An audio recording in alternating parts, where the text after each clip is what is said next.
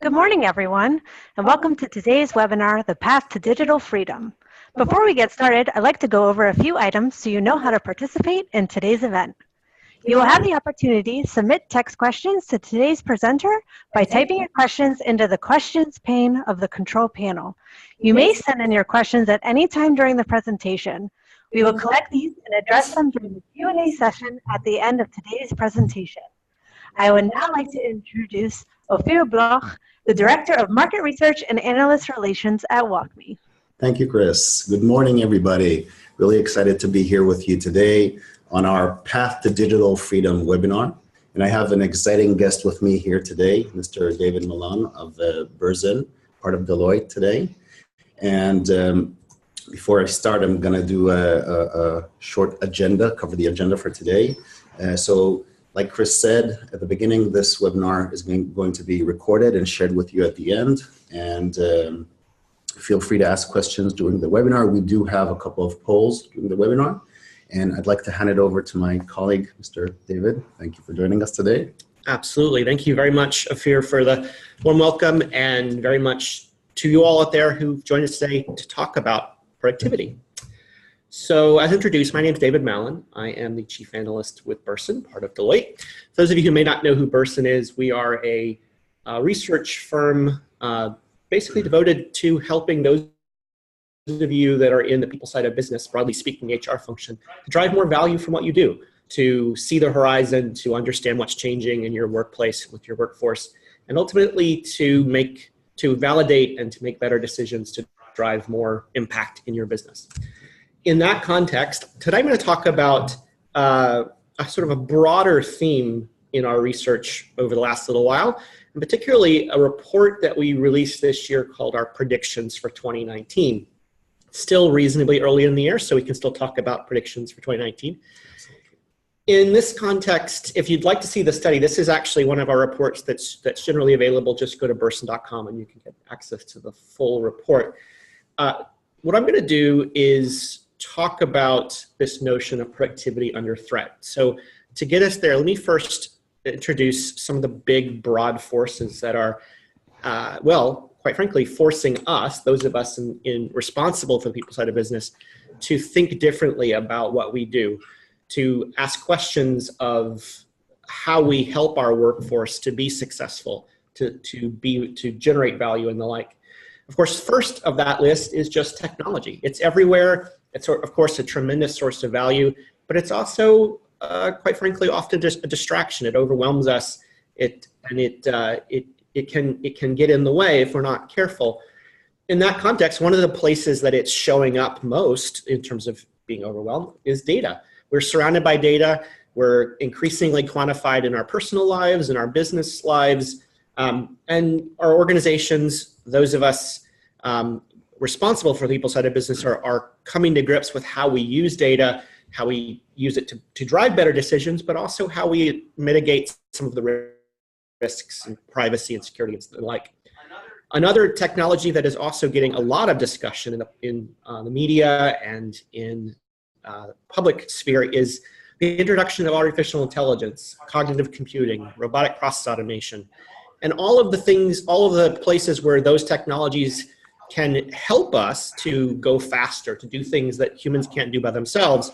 But then it also gets to the fourth one you see here, which is what are the implications for jobs? How do we make sure that these technologies are a source of combined value, where we're using them to create opportunities, to augment the best of what we are as human beings, and not necessarily to just be a threat to employment. a different topic, but equally important in today's marketplace. We're entering a world in which there's 5 intact generations in the workplace today. And so each of those generations brings different expectations for the relationship that they have with their employer. And they're asking us to think differently than about that employment value proposition. Related to it is this notion of is the rising importance of diversity and inclusion. And so all of the different segments of our workplace, can they come to work with their authentic selves and feel like that this is a place they want to be? On that note, we give a lot of attention when we talk about generations to the younger generations of the workforce. We also should be paying attention to our most tenured and most experienced and oldest workers. And if you look at demographic data in the developed world, and it plays out as it appears to be, it's going to be not that long before people will regularly live to 100 years. And when that happens, that means the length of a career could be 60 to 80 years, which means multiple career shifts along the way. It means we have to have strategies for how to take advantage of those most experienced parts of our workforce. And lastly, another topic that's gotten a lot of attention, and it's actually not all that new, although certainly recently with the rise of gig workers, it's kind of come around again, is that quite frankly, in most organizations, our workforce is a whole lot more than just the people who are on our payroll. We've always had partners and contractors, consultants and the like, and now that ecosystem has expanded to include crowds and customers, obviously gig workers, and this also plays where the machines are actually just as much part of the workforce as anyone else. So you put these 7 things together, and there's a lot of reason for optimism when it comes to how work is done in organizations, progress and potential. But what we're seeing when we look at the data is that this particular chart comes from productivity, measures of productivity in the US. It's not necessarily the rosy picture we'd expect. Right? If you took this chart and you went backwards into time, you'd see a relative increase in productivity for decades, if not essentially centuries. But for the last few years, it's plateaued. And depending on whose data you look at, it actually may be going down. Why is that? Well, we've reached a stage where when it comes to these forces affecting the workplace, when it comes to all the technologies we're bringing to bear with our workers to help them get their jobs done, we're not getting all that we could out of them. They are as much a distraction as they are a source of advancement or speed or agility or what have you. We're not giving the proper time and energies to think through how these technologies are actually going to help us, I like to say, do new things in new ways, not old things in new ways. That really requires us to rethink work itself. It requires us to get to know the workforce and the workplace in more detailed and intimate ways. And that gets to this year's predictions report, which I'm not going to go through all the predictions, but what I do want to do is pull out of this year's study 3 big broad themes that connect the predictions together.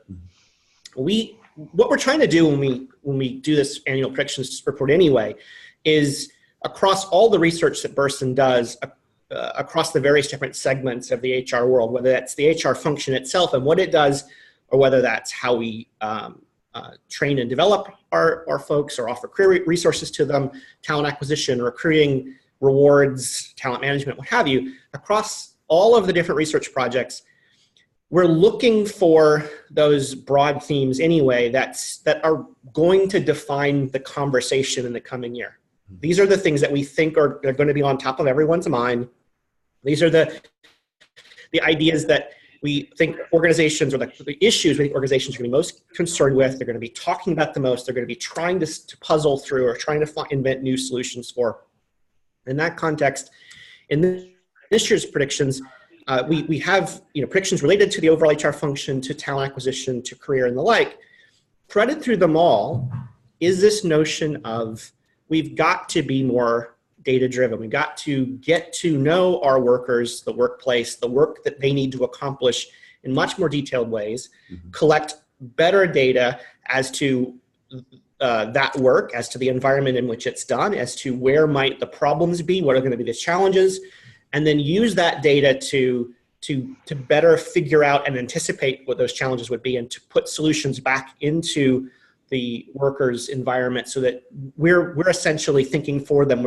They could almost think that we're kind of reading their minds. We see the world for them. We see where they're going to trip, and we've anticipated that, and we've given them the data back so that they understand how to make better decisions as quickly as possible. They can course correct, they can change directions, what have you. But of course, that also means we have to be very worker-centric in what we do. We have to see the world through our workforce's eyes, our target audience's eyes.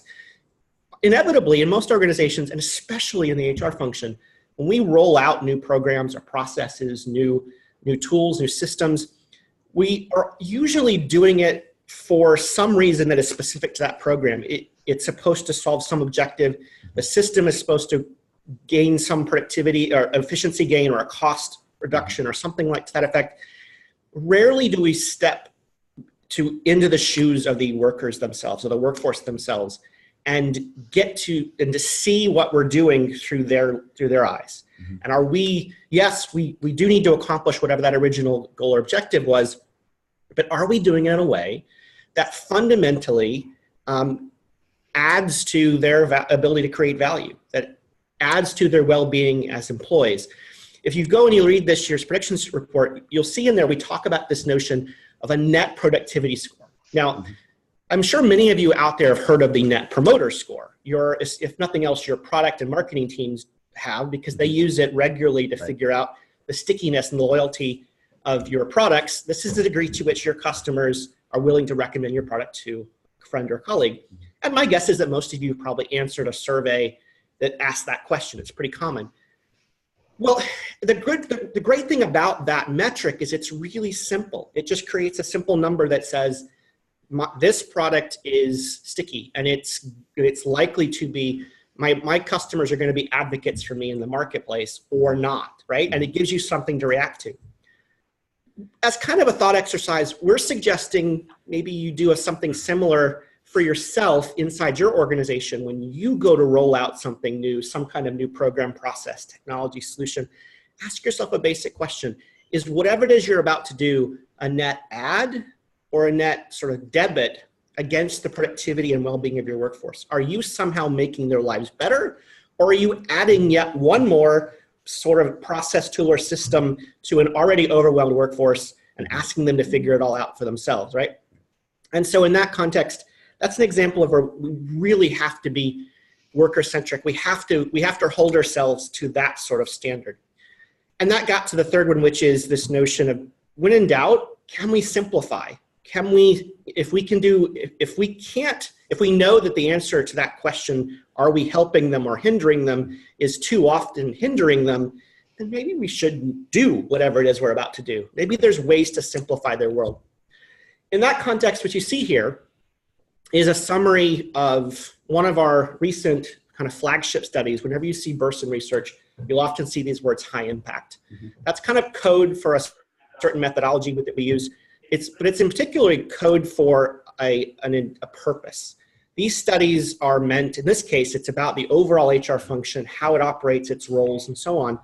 And what it's really getting at is what separates those organizations that, when we think about outcomes we all care about, having happy customers, meeting our financial targets, what have you, when it comes from those outcomes, what separates those organizations where the HR function seems to be better at driving real impact on those outcomes from the rest? HR functions have to do a lot of things, but of the many things they have to do, what are the ones that matter most? What are they doing, those high impact HR functions, the ones that are driving real value, what are they doing the rest are not?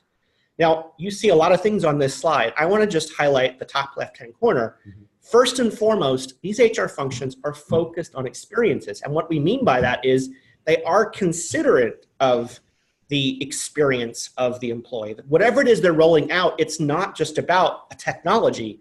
It's about how that technology fits into the life or the journey, the experiences that our workforces go through. Mm-hmm. So that gets to it gets to the kinds of tools and methods that we're starting to see appear in the HR world. And I'm guessing that many of you on the phone or on the webinar are now increasingly, maybe you're already using these tools, familiar with notions of design thinking.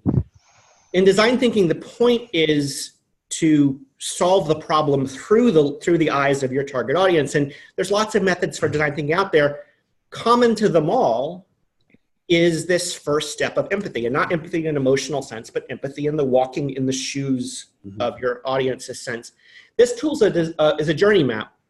Journey maps are probably very familiar to your product team. Your product team uses them to figure out what are the moments that matter in the journeys that your customer takes, and how do we influence those moments so your customers really latch on to, they really feel like your product is solving a need for them.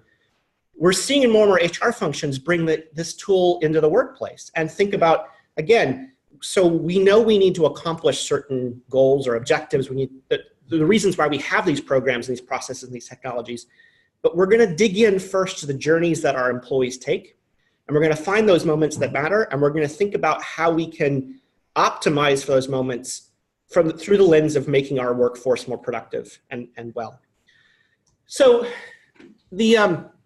and there are going to be moments where we do need to offer developmental resources, training, and the like to our employees. When those moments happen, first off, hopefully we've used these tools, this data, these journey maps and the like, to come to a much more deeper understanding of the environment of the journeys that our workforce is asked to engage in every day. And as we reach that deeper, more intimate understanding, what allows us to do is to stage resources continuously. So learning is not something we pull people out of their job to go do. It's something we can bring the learning to them right at the moments where they need it, right at the moments where it's going to matter most. And we've staged it in such a way, again, it's like we've read their mind. And they didn't even realize they were going to trip, but we knew they were going to trip right when they got to that particular spot. And we've put something there, so when it happens, it's right there when they need it. Thank you for that. Thank you for that, David. So we're now going to open a poll for our audience, and I'm going to launch it and give you guys in the audience a couple minutes to respond to the poll. And Chris is going to help us with that. Okay, great. 1 second. Okay. You should Okay. So our first polling question is, the productivity of our workforce is, and the options are, very important to us and we're actively working on it, something we're worried about but not yet addressing, of interest but we haven't thought about it much, and not on our radar. Please select the appropriate response and click submit. Thank you, Chris. We're going to give you a few moments to respond to that poll. And it looks like we have a clear winner over here, guys. Just a few more seconds. Okay, so it looks like about 55% of you responded. Those who have not yet responded, go ahead and submit your response now, and we will close the poll in a few moments.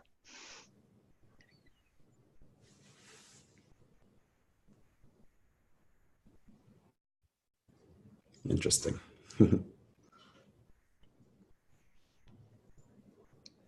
Okay, so I'm ending the poll now. Okay, so let me show the results with everyone. It looks like the majority of you responded. Very important to us, and we're actively working on it. Okay, now I'll hand it back to Ophir. So, David, it looks like productivity is really important for a lot of peoples. But, you know, and to go back to that slide that you shared with us at the beginning, if productivity is so important and people are investing in you know, all those tools and programs, HR programs, why is productivity really so flat? And you know, what we're seeing here is in this graph is it shows really the spend on software, right? The IT spend. And I'm not talking about integrators and contractors and the shadow IT cost. This is plainly the amount of money that is spent on technology. So if I go back to your slide that showed that productivity is flat, and we are seeing these high, you know, investments in technology, why is it that we're not seeing that, you know, rise in productivity? And, you know, there are many reasons, obviously, and you and I have been both to many conferences, and we see great tools out there and great products. But we think at WalkMe that one of the things that causes this kind of stagnation in productivity is basically because we don't really think about the human behind, right? So we buy these tools, we buy this software, and we go back and we implement it, and we have these high hopes and expectations to become more productive, more successful, and we want that product to affect our bottom line, right? But at the end of the day, before we go live, we need to train people. We need to maybe invest more in implementation, but when you buy SaaS, you marry change, right? So you buy these great tools and you want to go live, but what happens is different UI, different version. The button doesn't look like in the video that you created and the PDF that you did. So we get that kind of notion of, we call it the valley of despair, right? It's the productivity, the depth of productivity, if you will. So that's not just one problem, right? Because it's not just a single transformation. It's not just a single piece of software. We're seeing multiple transformation across the organization. We're seeing different departments, different lines of business buying, purchasing software. They all want to use the best of breed. So you get the finance department and marketing and HR, and they all want to use the best tools available. So we're not just seeing, one valley of death or one transformation. We're seeing multiple transformations across the organization. So, what happens as a result is that you have these silo teams, right? You have the finance team that needs to work with maybe the HR department, but they're using different tools that don't necessarily talk to each other. There's no data sync between those pieces of digital assets. And at the end of the day, what happens is you get this notion of the overwhelmed employee, right? So there's research today that shows that enterprise organizations have over 300 mission critical applications. And that's huge. Think about it. Here at WalkMe, and we're a rather small organization, we have over 170 applications, right? So different departments using different tools. And that's a lot. That really causes the overwhelmed employee. And I think you called it a different way, like the cognitive overload. It's too much. Overload. Yeah, it's just too much to work with. So now, like I said, like if in the past we had one function, the CIO, that would decide we're going to use SAP or Oracle wall to wall, and we're going to have everything SAP. And if SAP releases a new version, fine, we're not necessarily going to update to that version. But today with SaaS, you don't have that choice, right? You first of all, you can wake up in the morning, like I said, there's a different UI, different version. But imagine what happens when that you're not the CIO and you're the line of business and you're making your own decision and buying your own pieces of software. So you also get that notion of the overwhelmed organization, right? Buying different software, not considering, the other department's needs. So you have an overwhelmed organization, essentially. So if you take all of that into consideration, we talked about the multiple transformations, the overwhelmed employee and the overwhelmed organization. Now, you really see the magnitude of the problem and basically the limited value realization.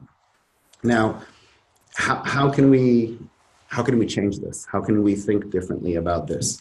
And here at WalkMe, we think that technology shouldn't be the barrier, to achieve these things that we want to achieve. It shouldn't be the way we, technology should be the way we overcome those challenges, right? Not the barrier itself. So I want to show you just a little glimpse of what we think can help in these types of situations and how does digital adoption really look like. So I'm going to jump real quick out of this presentation and share just a demo environment over here. So this is it can be any application, but for this case, it's an HR application, right? So imagine I'm a new employee and I need to do something in the system. Let's say I want to add a new employee to the system. Now, as an employee, I can read a document. I can watch a video, I can read a PDF, or I can ask a colleague, right?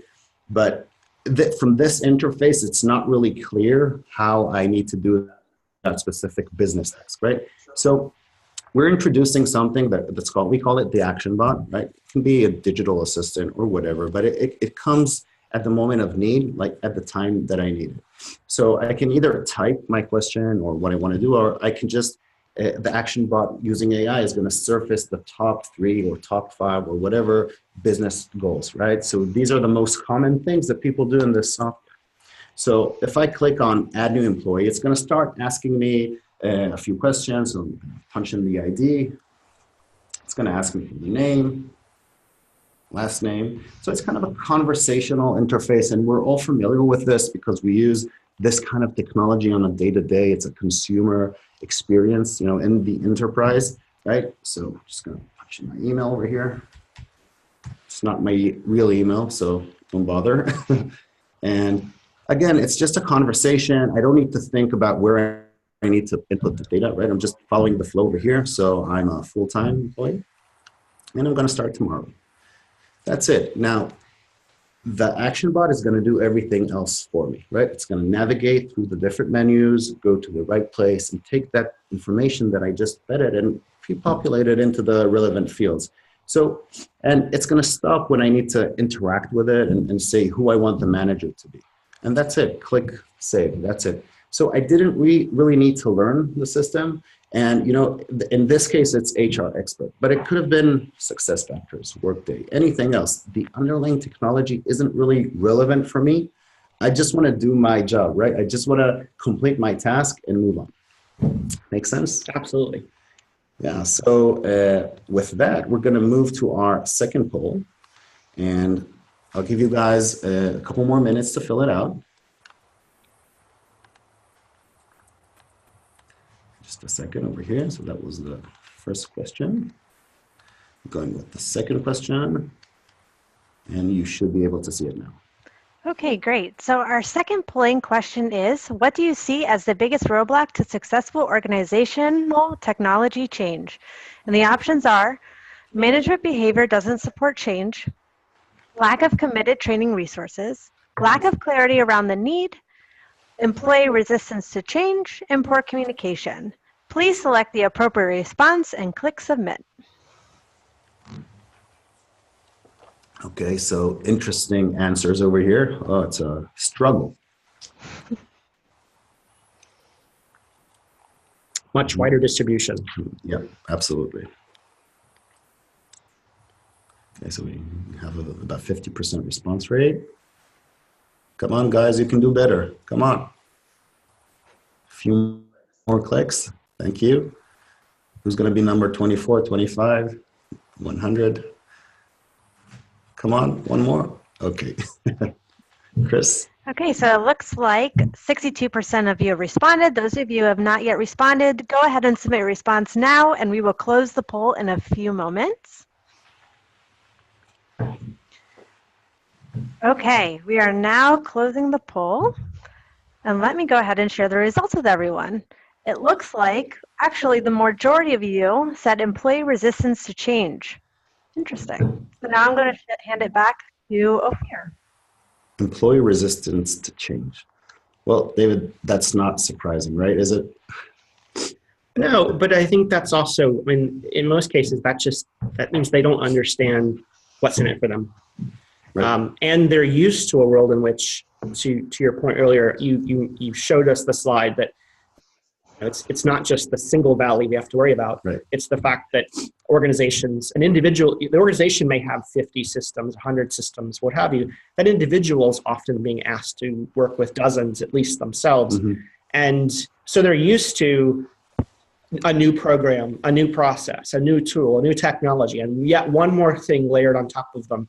And rarely do they ever get, and I would imagine everyone on the phone, you're an employee too, you probably sense this yourselves. Mm-hmm. Rarely do you get a sense that someone asked the question, is this making you more productive, right? Mm-hmm. And so that's what they're used to. So change is just code for what else are you going to give me to do? What else are you going to add to my overwhelmed workload? How does this make my life any easier? How does this make me more productive? How does it make me more likely to be able, if I'm a salesperson, to go out and sell? If I'm a customer service person, to serve a client? Mm-hmm. If I'm in marketing or finance, what have you, to get my job done? How does this help me? That just strikes me as that's not clear because they're used to a world in which they don't see that these new tools and systems are really designed for them. Interesting, right? So if we know that the employees are going to resist the change, are there any ways that we can like help before we go live or before, is there any like, so obviously communication is one of the ways that you can kind of, lower the friction, right?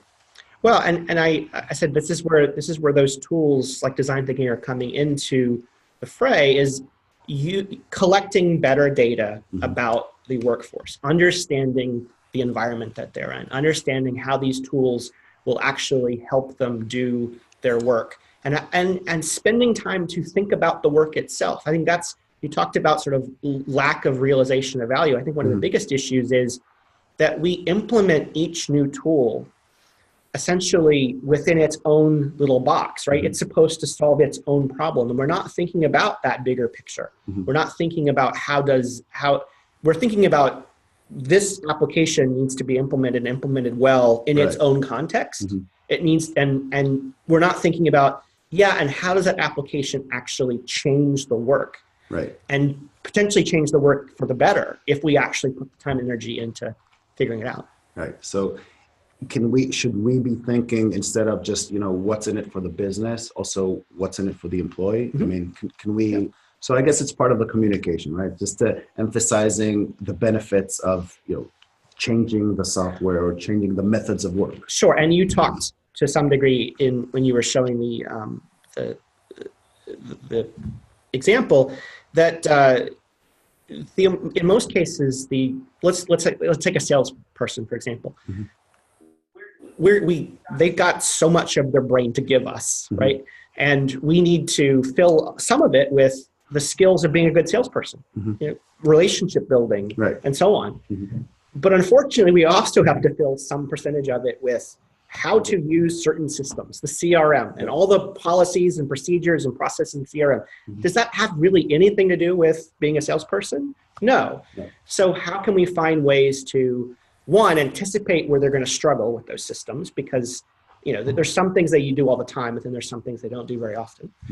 And in other cases, what about it is just not relevant for them, and can we do it simpler? Can we take some of that burden away from them? Right. So it really essentially it goes back to being data driven. That's right. Worker centric and simplifying processes. Absolutely. Right. Great. So I want to move on to a couple of use cases, real life scenarios of companies who had some challenge in how they work in that challenge. So the first one I want to share with you is a large retailer, 220,000 employees. And they're rolling out a new, SAP SuccessFactors. We're all familiar with SuccessFactors. And obviously having an organization this size, they're going to have some challenges, right? So what are some of the challenges that we can expect from a large organization like this with multiple locations globally, trying to roll in one piece of software for everyone's use? Well, I mean, and this applies to really any big enterprise system like this, right? The challenge isn't in the users the power users that will do a lot of work in it all the time, because just to some degree, they're going to be in it all the time. They're going to naturally pick up what they need to know and so forth, right? The challenge is in the 80% of the organization that will only touch the system every once in a while. And it's not really relevant to their world or their job. It's just a means to an end, right? It doesn't, to the degree to which that system is successful for them, doesn't really affect their value or their ability to generate value. It's just a place that they need to get certain things done so they can go back to doing what it is they do. Right? And so how do we again, kind of humanize this? How do we bring it to them? How do we simplify their world? Probably the biggest challenge. Right. And so I assume it's safe to say that when you do roll out this kind of application to so many people, you're going to immediately start seeing support tickets and people running to IT back and forth and asking for help and asking for the resources and knowledge management. That's right. And so with a digital adoption strategy, if you think about that before you go live, if you think about the challenges, if you know where people are likely, like you said, if you think ahead, you almost predict, right, where they might have pitfalls or challenges, et cetera, and you prepare to that with a strong digital adoption strategy, you can really overcome those challenges. And what we see here in this case study, I thinks it speaks really nice about the reduction in support tickets. So 70% reduction in support tickets. That's really, and of course that generates the business case, right? Because that's there's dollar signs you can attach to that. But I would call out the very last bullet on the page, which is it improves the employee experience. Yeah.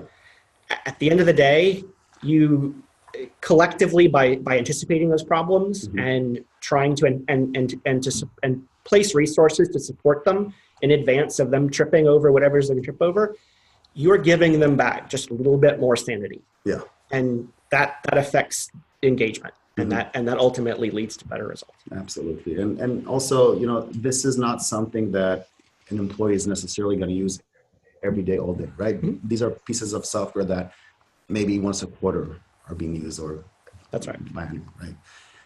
Okay, moving on to the next case study over here. So another retailer over here, another huge organization, but this time they're replacing 12 different systems. So that must be challenging, right? And I think we talked a little bit about that digital versus human. And at the end of the day, we're all creatures of habit, right? And there's a saying that goes, practice makes perfect. But in reality, what practice really does, if you repeat something, it creates habits, right? So if you have 12 different, applications, HR systems that you're using on a regular basis, and suddenly they're all gone and you have one center of truth, like in this case, it's Workday, you're going to have some complications, right? Yeah, and so this is where, if you think about the tool, it is the journey map specifically. We've talked to lots of organizations in our research of HR functions that are using journey maps to great effect at improving the experience of what HR is doing with the business and to help the workforce. But properly played out, a journey map is actually a relatively radical concept, because so in this case, in this organization, you're trying to your point, habits. These are an organization in which the employees are used to doing things across 12 different systems, 12 different sets of habits, right? But they're all part, at the end of the day, they're all part of one journey for that set of employees. That set of employees needs to do their job. And in the context of that, every once in a while, they need something from the HR system, and so they touch it in some kind of way.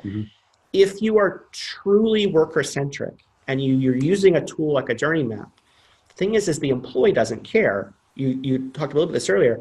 The employee doesn't care that there's an operations function, an HR function, and a finance team, and a sales team, and a procurement, or what have you, all these groups, right? And yet when you look at the journey that most employees take every day, all of those groups are accounted for. They all have some responsibility for some aspect of that journey. So if you are truly committed to improving their productivity, if you're truly committed to optimizing for the moments that matter in that employee journey, you're going to have all of those people around that table committed to working on that problem and seeing the world through that employee's eyes, and leaving behind a little bit of their own separate agendas and budgets and so forth. Yeah. And there was probably several different owners for each of those dozen different systems. Yeah. And they all had their things they needed to get out of them, and they would know they were successful if X happened, right? Got to leave a little bit of all that behind and come to that table ready to actually make that employee's life better. And understanding the greater good. Yeah. Right. So one of the things that we also notice that are helpful in these kinds of situations is that, if you're used to doing things on 12 different systems, now obviously this is a little bit, it's a lot. 12 systems is a lot. We're not going to see that often, but if you can automate some of those processes, so let's say you're used to doing a thing in a certain way, and then you have that swivel chair experience there. You have to take data from one piece of software and rekey it into another and go back and forth, and you're just used to doing it in that way. If you can automate some of those processes and just one click of a button, that's it. Or if I go back to that action button example, that's right. Just type and have a conversation, and you don't need to think about how did I used to do that and how do I need to do that? Just, natural conversation or something like that. That really helps. And in this case, we're really seeing that automation increase the accuracy of data and the complexity of things. I think this is a good example of where, and I think some of you have heard us in the marketplace talk a lot about this notion of the future of work.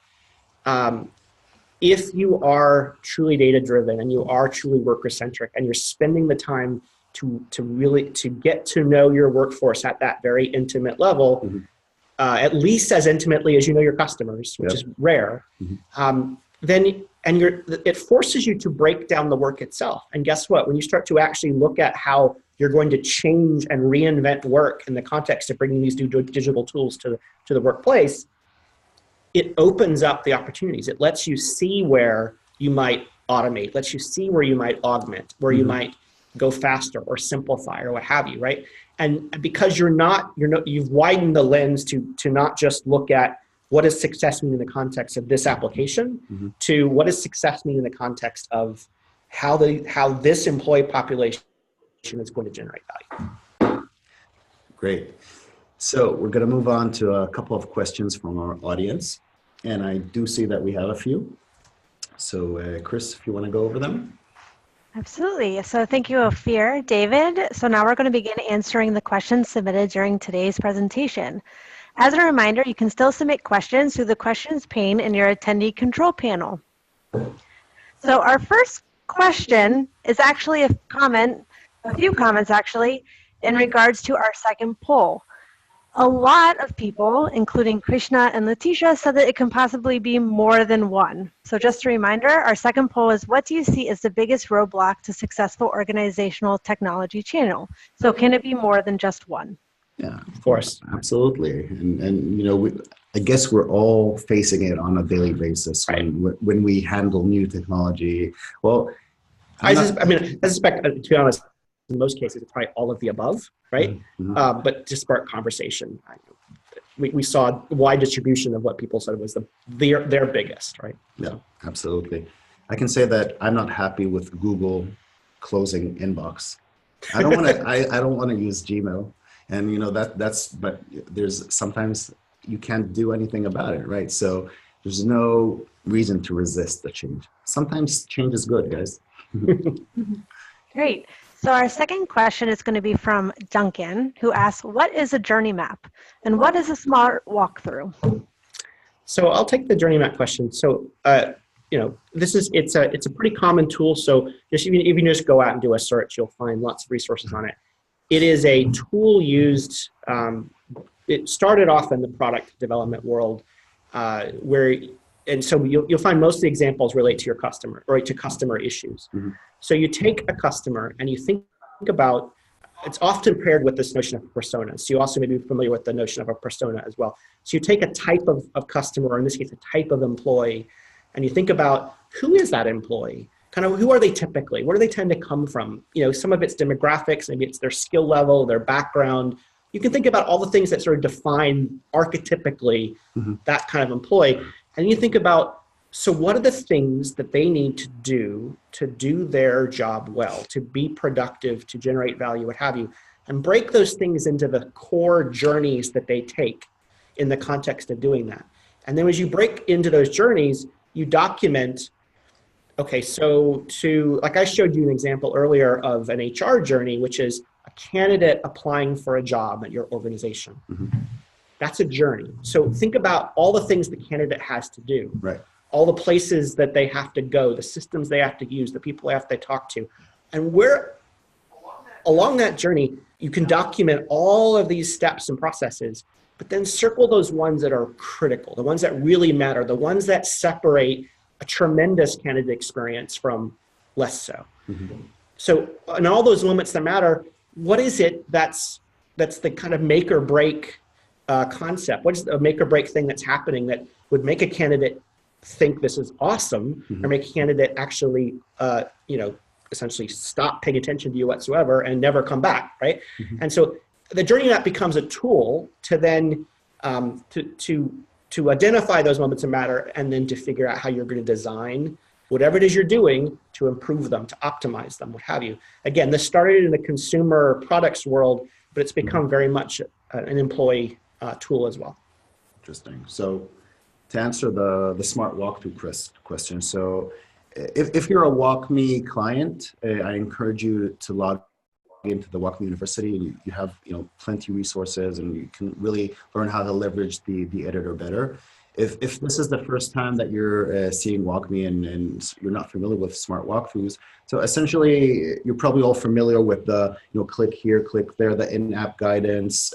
So a smart walkthrough takes those steps within the walkthrough and kind of automates that. So instead of click here, click there, open this, or that, if you create a smart walkthrough, it goes through all those steps.